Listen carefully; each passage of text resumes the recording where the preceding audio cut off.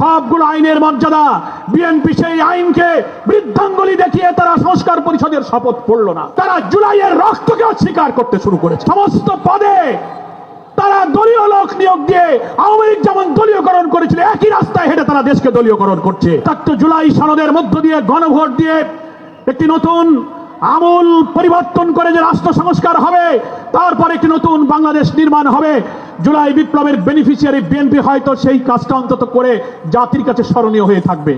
আজব ব্যাপার, ক্ষমতায় এসেই সংবিধান সংস্কার পরিষদের রাষ্ট্রপতির আদেশ 2025 সালের 13 নভেম্বর যে প্রেসিডেন্সিয়াল অর্ডার হয়েছিল, বাংলাদেশের সংবিধানের 152 ধারা অনুযায়ী, অনুচ্ছেদ অনুযায়ী রাষ্ট্রপতির আদেশ, অর্ডিন্যান্স, অ্যাক্ট সবগুলো আইনের মর্যাদা।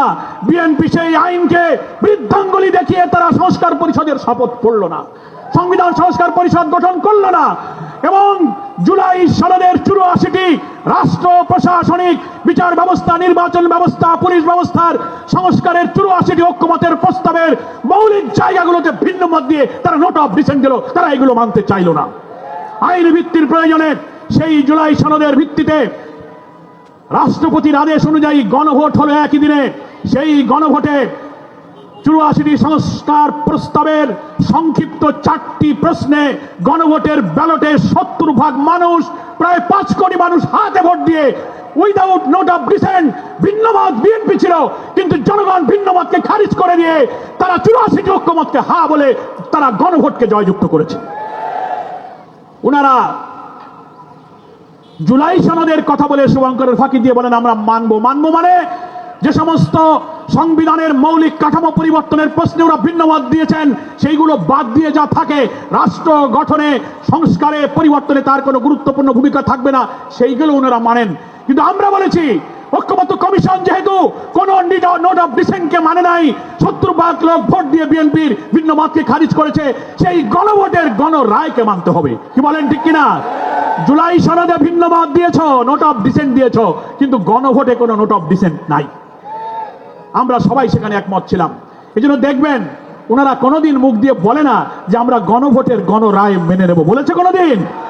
তাহলে জুলাইয়ের চেতনা যদি মনে থাকে, রক্তাক্ত যাত্রাবাড়ির জুলাই যুদ্ধ যাদের মনে আছে, তারা ক্ষমতায় গিয়ে এই জুলাইয়ের যুদ্ধ, জুলাই সনদকে তারা অস্বীকার করতে পারে না।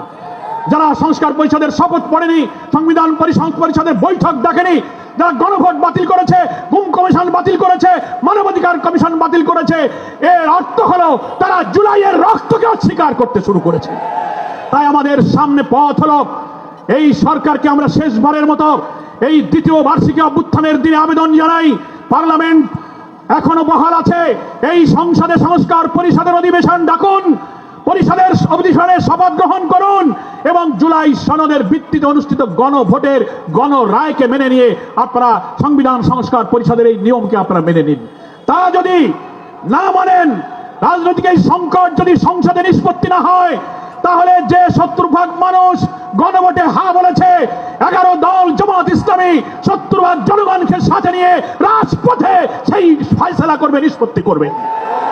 প্রিয় ভাইরা আমার, ক্ষমতায় গিয়ে ওনারা জুলাই সনদের কথা ভুলেছেন, জনগণের কাছে অঙ্গীকারের কথা ভুলেছেন। ওনাদের 31 দফার প্রথম দফা ছিল ক্ষমতায় গেলে আমরা একটি সংবিধান সংস্কার কমিশন গঠন করব। ওনাদের 31 দফার নবম দফায় ছিল আমরা ক্ষমতায় গেলে সংকীর্ণ দলীয়তার ঊর্ধ্বে, দলীয়করণের ঊর্ধ্বে রাষ্ট্রের সব সরকারি স্বায়ত্তশাসিত বিধিবদ্ধ সংস্থায় আমরা লোকজন নিয়োগ করব। এখন কি অবস্থা? সমস্ত পদে তারা দলীয় লোক নিয়োগ দিয়ে আওয়ামী লীগ যেমন দলীয়করণ করেছিল, একই রাস্তায় হেঁটে তারা দেশকে দলীয়করণ করছে।